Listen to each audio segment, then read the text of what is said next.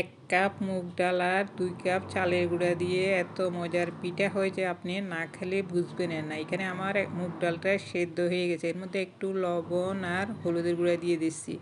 দেওয়ার পরে চালের গুঁড়াটা দিয়ে একটু ফাঁক করে সিদ্ধ হওয়ার জন্য 10 মিনিটের মতো ঢেকে দিয়েছি।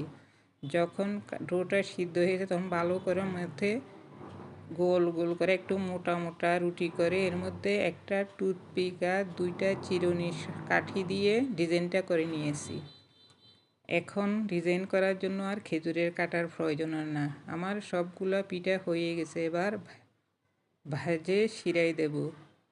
কড়াইতে তেল গরম করে পিঠাটা ছেড়ে দিলাম, আর এক চুলায় আমার শিরাটা আগে রেডি করা হয়ে গেছে। এটা একদম ঘন শিরা না। পিঠাটা যখন ভাজা হয়ে গেছে শিরার মধ্যে দিয়ে 5 মিনিটের মতো রেখে উল্টে পাল্টে তারপরে নামিয়ে নিলাম। দেখতে যেমন লোভনীয় হয়েছে, খেতেও উপরে ক্রিস্পি ভিতরে রসালো।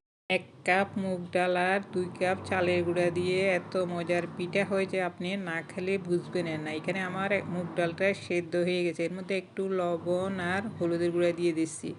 দেওয়ার পরে চালের গুঁড়াটা দিয়ে একটু ফাঁক করে সিদ্ধ হওয়ার জন্য 10 মিনিটের মতো ঢেকে দিয়েছি। যখন ডোটা সিদ্ধ হয়েছে তখন ভালো করে মধ্যে গোল গোল করে একটু মোটা মোটা রুটি করে এর মধ্যে একটা টুথপিক আর 2টা চিরুনি কাঠি দিয়ে ডিজাইনটা করে নিয়েছি। এখন ডিজাইন করার জন্য আর খেজুরের কাটার প্রয়োজন না। আমার সবগুলা পিঠা হয়ে গেছে, এবার ভাজে শিরাই দেব।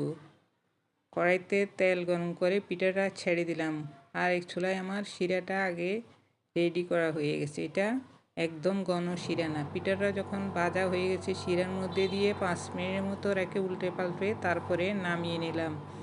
দেখতে যেমন লোভনীয় হয়েছে, খেতেও উপরে ক্রিস্পি ভিতরে রসালো।